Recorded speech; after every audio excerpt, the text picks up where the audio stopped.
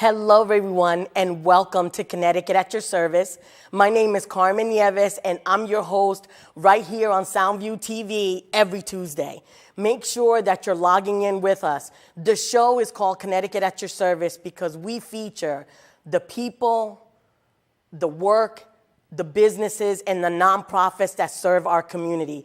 I am so extremely proud to introduce our guest today. Her name is Carmen Colon, and she is someone who is a champion of housing services.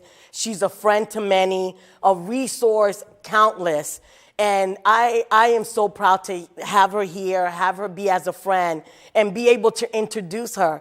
Carmen, how are you today? Hello, my friend. I am doing great. And actually, hearing you, listening to you, and of course, we're friends. The two Carmens, right? Two Carmens. Yeah. Double trouble. Indeed.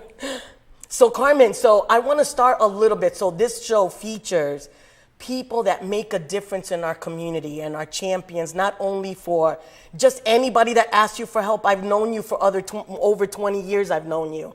And I didn't even realize that you had just gotten a promotion. You're the vice president of the YMCAs here in Bridgeport through Alpha Community Services. I know you as a friend. I call you on the phone and I say, Carmen, I need this. I need a connection to that. And you're there. How is it to be a resource to the community? What kind of boards do you sit on? And what is your personal philosophy about taking care of yourself and the leadership and then the community and the roles that you play? Wow, my friend, that is totally loaded. Lots of questions, right? Well, I'll begin by saying that being able to be a community resource is a blessing. It's just a total blessing for me that God actually put me in the right job almost 29 years ago, and that basically put me in the path of people like you. There's so often people come to us and they don't know where to go. Too many doors close on them, right? And my mission is to make sure that I open those doors, that I'm not closing those doors, that the doors that do close for people, that I can be a voice and open those doors. Trust me, I know how to go through the back door. I know how to do that very, very well. But I kind of think that the reason why I can go through a back door is because I just will give. And I know one of the things that I always say is that people don't want to have to ask, don't want to have to need. When they do ask, it's because they sincerely need, they have that need. You spoke a little bit about my promotion. I don't talk about those things. I don't talk about titles. I'm just Carmen. And it actually, when I talk about that, it brings tears to my eyes because I'm just here to help out the community. I'm here to help people in need. When people ask me about my agenda, I basically say, well, my agenda has to do with the climate of our community. I want to know what our community needs. I tried my best to assess the needs of our community, and I try my best to make sure that we're putting programs and many other things, right, to be able to address those needs that our community has. Carmen, every day that I see you and I talk to you, every day I'm more in awe about just knowing you and the great person that you are.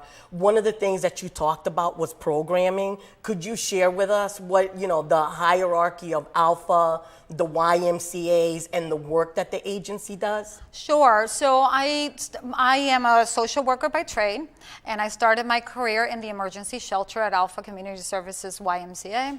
And over the course of the years, we have become the largest providers of permanent supportive housing. Well, that's really exciting, right? Because we have many shelters, shelter programs, but shelter is not a way of life. We have to make sure that we're housing people. So little did I know that I was going to become a housing developer. We don't talk about all my housing development, right? So we have over 400 units of permanent supportive housing. Wow. We have master level social workers that work within those programs. And the reason why they're master level social workers is because we have many people, the majority of our folks suffer from mental health issues. And our social workers' goal is to make sure that folks stay housed. After they have been living on the streets, after they have been living in shelters, and we finally give them a place they can call home, we don't want them to lose that. Well, importantly, a few years ago, I was basically given another task by the YMCA to run the child care programs and the swimming pools and all that other wonderful stuff that comes with all of that, right? So the great thing about it is the fact that we are able to then offer childcare to those families that are coming to our emergency shelter.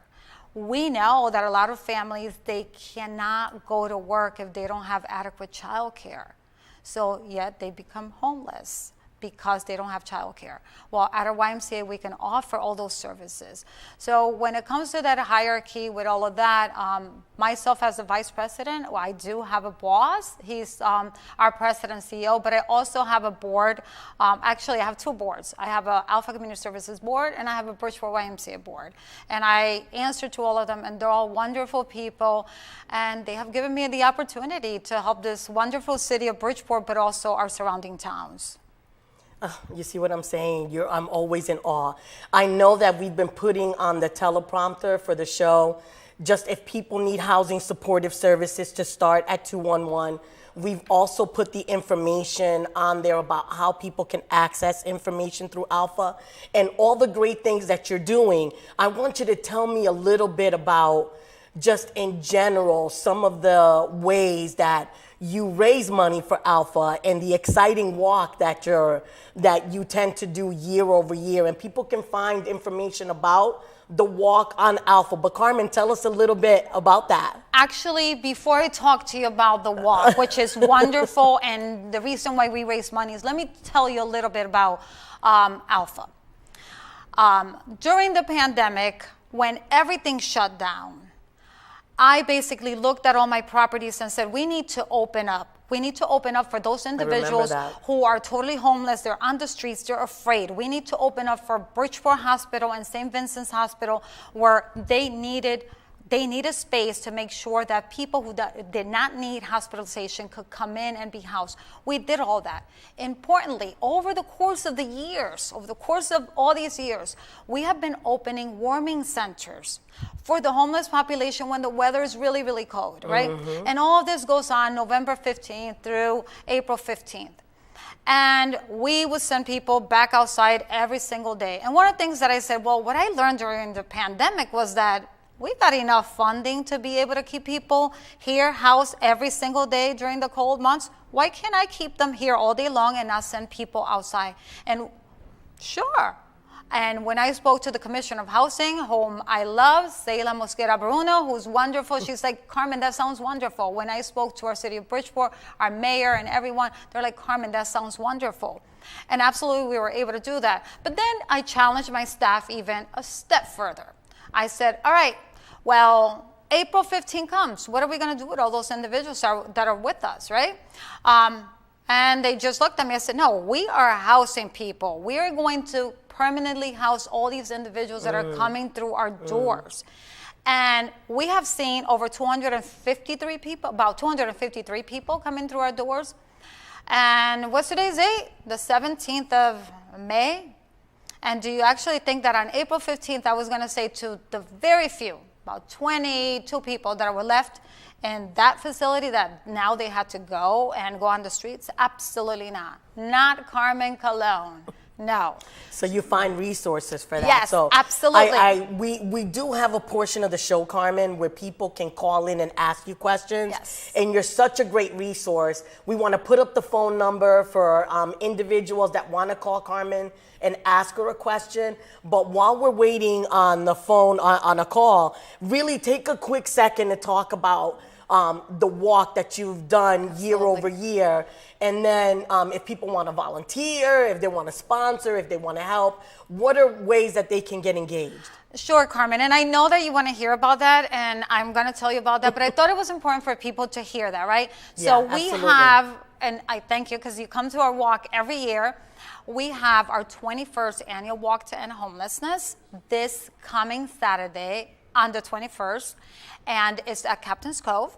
And registration is at 8:30 in the morning, and the walk kicks off promptly at 9:30.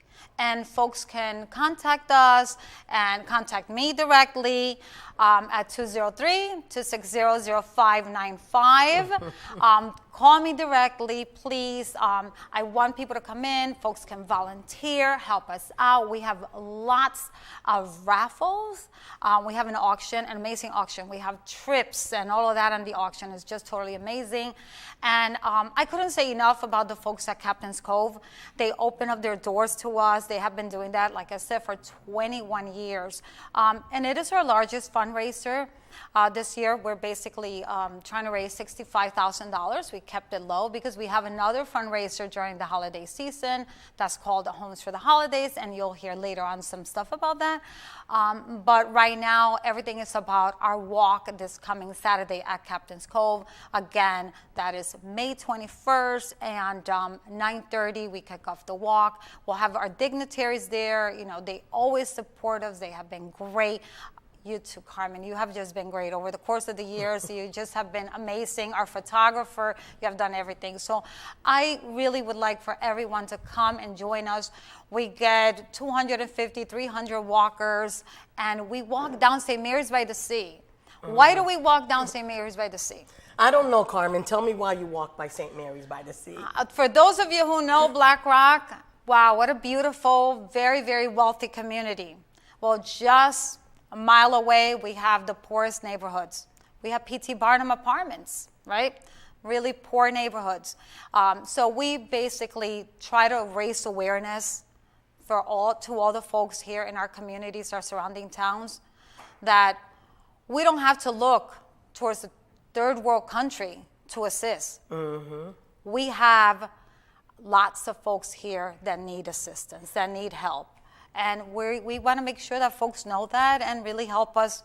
And we really need help to continue to help these individuals. So when you talk about help, and you mentioned that I've not only been involved with the walk, but I support whatever you do. So if people wanted to find out ways for them to engage with your organization or all of your other events, they can just go to your website, correct? Absolutely. They can go to our website under Alpha Community Services YMCA for information on our Bridgeport branch, basically Central Connecticut Coast YMCA, Bridgeport YMCA as well. I know you did mention for folks to access our services. Calling 211 and to make sure that they received services. If somebody calls me and calls the agency, basically we're going to give them information. We're going to do all of that. And if somebody's afraid to call 211, we will help you with the process. So just so that people, because I tell you, you know that in my regular job, that we're also doing, you know, providing services and helping people get back to work faster and helping to eliminate some of those barriers where if they don't have a place to live, if they don't have food, if they don't have basic, you know, needs, a job is not their priority. So I know that in supporting your work, because people come to me all the time, and we're not a housing agency, right. And people believe that, you know, you're an elected official, you should be able to solve all my problems. And you're looking at just in my neighborhood, I live on the south end, and there's like 17,000 residents in that area. It's a lot for one person to be, you know, so we've got to take, we as the community and as individuals that need help, need to ask for help, need to say, this is what I need. And to do that, and I know that some people were saying, well, I need to get housing, you know, it doesn't work like that. And in my experience, and you tell me if this is not correct, like they have to get on the 211 housing list in order to be able to access services and things like that. And definitely you're somebody that people can reach out to, but you can't do it alone, you know, and in that we take a lot on when the people that we love in our community and the people that we support need.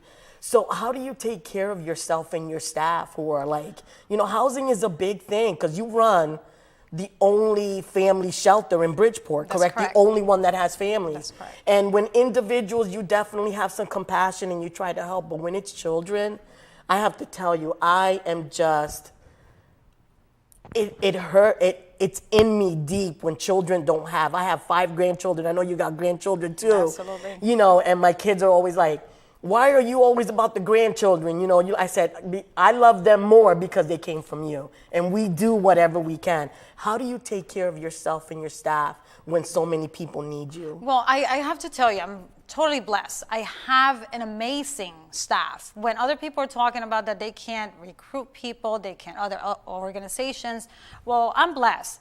I really have a very, very low staff turnover rate. Folks stay around us. I always say that it's not about the money. It's about the environment that you create when folks go to work. You got to want to go to an institution, a job. I'm very supportive of what they do. Excuse me, I have a great partner who actually helped me start this walk. I know, we didn't even mention him. That's right, that's right. Very encouraging. He's a school teacher. So he goes out there and he helps the community, helps the students. And we take vacations and we do I know, I follow you on Facebook. I live through you, just so that you know. Because I go nowhere. And, you know, and God, the Almighty, he really, I am a firm believer that he doesn't give us more than what we can handle, right? So yes, absolutely. You know, and the reason why I give people my phone number and all that, because I know it's scary. I know that when you're going out there and you're trying to access resources and doors just start shutting down on you. We've spoken about this. When you call people and you ask them for a phone number and they're like, oh, I can't give you that phone number. We've spoken about that, right? How can you just, you know resources, have resources and just keep them to yourself? You're not helping anyone if you just keep those things to yourself. So no, I really take care of myself. I do go to the gym in the morning. And you ride your bike. And I ride my bike. I ride my bike. Right? I'm like, I'm gonna drive and meet you there. I am not taking a bike, but I do have bikes. But actually, when you see individuals who are getting housed and getting their set of keys and all of that, it's just so rewarding. You mentioned something very important. You mentioned the children. Of course, you know, I mean, our heart goes out to them. One of the things that I say to my staff and have said to my staff when I see our adult population who has so many needs coming in, I look at them and say, think about the fact that that was once somebody's baby. They grow up, right? The children grow up. We need to take care of them, but we also need to take care of those adults who basically, for better or worse, have hit rock bottom, and we have to help them get back up. I think that that's amazing. So we talked a little bit about me volunteering with Alpha before, and I have to give a shout out to my sister-in-law Janine, who played Santa one time at one of your events. And my children came and we made like pancakes at your family shelter and all of that. So, and I've also, because you have a transitional housing unit with a couple actually, right?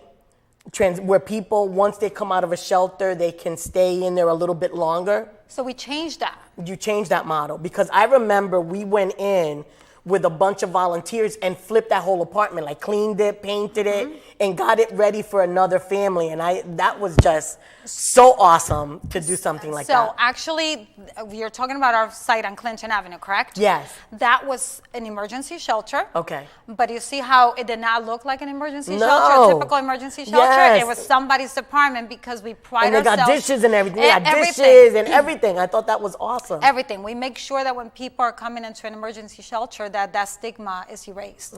That the children are feeling like they're in their own apartment. One of the things that happened during the pandemic was that I wanted to rehab the entire property. And I asked the Commissioner of Housing for money to rehab the property. And she said, why not convert it into permanent housing, since they love it so much? So now it's permanent? So now that site is permanent. Isn't that exciting? You got to give me a high five for that. You got to give me a high five for that, because we're just fixing problems all day, people. Yes. I think that Carmen is just fantastic. I think your board is fantastic. You've got, I think, your chairperson for your walk this year. What's his name? Ed Pendle. Ed. Let me tell you, I met Ed. And he is just a little burst of energy, just like me. So I think we're going to get along real great at the walk. And just exciting, you know, and it's so great when you have people that support you, that sit on your board, that are sponsors, that believe in the mission, they believe in the cause, but most importantly, Carmen, they believe in you. because a lot of the time I've seen you solve problems and be like en route to wherever the situation is and be like, and call somebody and listen, it's handled by the time we get to wherever it is that we're going. And I think that just says volumes about you, volumes about the leadership, and volumes about your staff. And not only do the way that you tell me that people have your number, I think I have the phone number to at least 4 of your staff that I could call right now about anything. Yes. And I think that just says volumes to who you are, all the different things that you do. So I'm hoping that we might get a couple calls because I know you're just such a great resource. And the number is on the prompter there, but let's continue our conversation. Sure. So Carmen, tell me what's next for you and what's next for Alpha. Oh, so actually we're really excited. We started maybe about 12 months ago. We started a youth development project right in Bridgeport, right on the corner of Boston and Helen. And we should be having a ribbon cutting ceremony sometime in July when we receive our certificate of occupancy. And that's 11 units for 18 to 24-year-olds. That is amazing. I am really excited about that. Again, thanks to funding from the Department of Housing. So we're really excited about that project. When we looked at our communities, and that's something that's needed. We do need housing for 18 to 24-year-olds. That's the aged out population from DCF. And some of our children that are coming back from college, and because rents are so high here in Fairfield County, that now you're breaking ground, Carmen. You're breaking ground, or no, it's already ready to go. We have been working on it. Oh my goodness! It's almost finished, so we will be cutting the ribbon. We got a call, Carmen. You're on the line with Connecticut at your service with the 2 Carmens. How are you, and do you have a question? Yes, how you do? Listen, I thought I heard you mention the walk against homelessness. Can you give me a little more information about that? Absolutely. So thank you for calling and for inquiring. So we have our Walk to End Homelessness this coming Saturday, May 21st, and it's at Captain's Cove Seaport in Black Rock. And the registration begins at 8:30. The walk actually kicks off at 9:30. And if you want further information, you can go on our website, Alpha Community Services YMCA, or you can contact us at 203-260-0595. And I assume that if you're walking, you're walking to bring in a donation for your organization. Is that correct? That is correct. So we're asking walkers to contribute $25. The first 300 walkers get a t-shirt.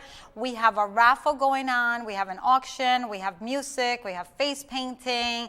Lots of wonderful stuff going on during that time. So if somebody wanted to come in and just sit there on the boardwalk and enjoy the sun, it's supposed to be wonderful weather too, right?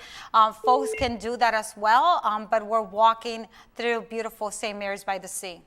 Thank you, caller, for your question. We have another call. And remember to log on to the website, and you'll get information about all the ways to support, all the ways to donate, and all the ways to register for the walk. Thank you, caller, and have a great day. All right, you're very welcome. Okay. Thank you. Bye. Thank you. I heard it ringing. Okay. Okay, so I heard it ringing, so we must have taken too long with that caller, and so you were talking about the walk, so people can get information about everything that you do about Alpha and all those different things that people can help out. So we were talking about what's next for you and what's next for Alpha. So you were mentioning that you're having a ribbon cutting. Will people be able to get that information off of your website? Yes, absolutely. So that's going to be posted on our website. Awesome. It'll be sometime in July. We're just waiting for some, things here and there that we have to do on the project. So we're really excited. Again, like I said, 11 units. We'll have 24-hour coverage. We're going to have educational programs for the youth that are coming in, That's awesome. Work enforcement, all those wonderful things. So we're really excited about that. Thank you, Carmen. Hello, caller. You're on with Connecticut at your service with the 2 Carmens. How are you? Hi there. I was calling because I wanted to know if I wanted to get into one of the permanent supportive housing buildings, like the Harrison or the Fairfield apartments. What does that process look like? Basically, what you would have to do is contact 211. And through the 211 process, we do have a by name list that basically an individual that goes onto that list, we look at what number they're on. Somebody will call them back. And what it is a navigator will call them back. They'll do a full assessment on their needs, and we will meet whatever housing needs they have.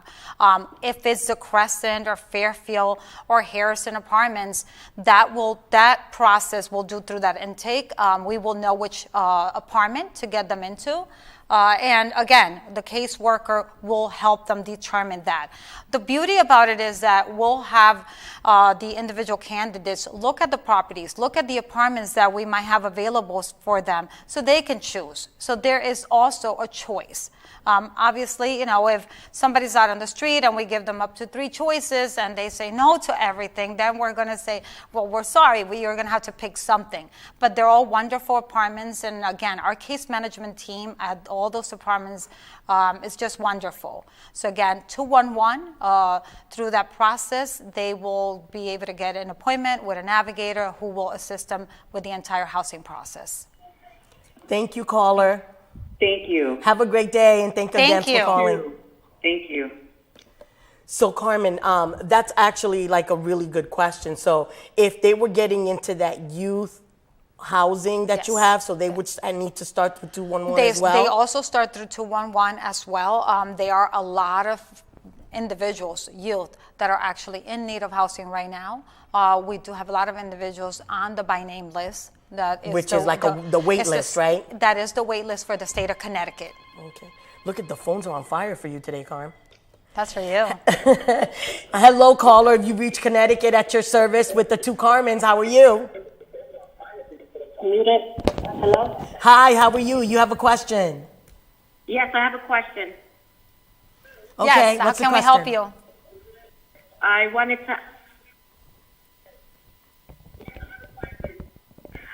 to know, if you don't have documentation, do you assist with getting IDs and Social Securities? Absolutely.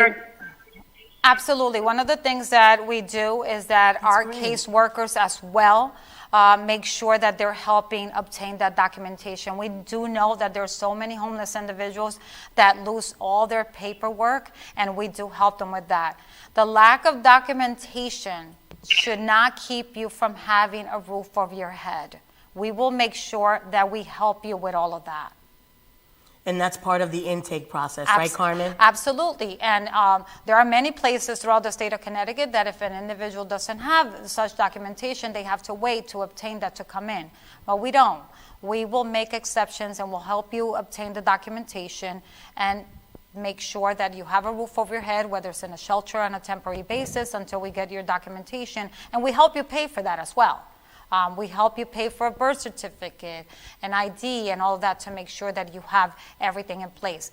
We speak about that initially in the initial meeting with the navigator. That's amazing. Thank you so much, caller. And remember to log on to the website for information. On the show is also the phone number to Alpha. And it's really important that people understand that they're not alone and there are resources. Absolutely. Thank you, caller, and have a great day. Thank you. So we're wrapping up, Carmen. So I think that I'm hoping that people can see how amazing you are, all the ways that you help the community, all the ways that Alpha and the YMCAs are providing services to the community.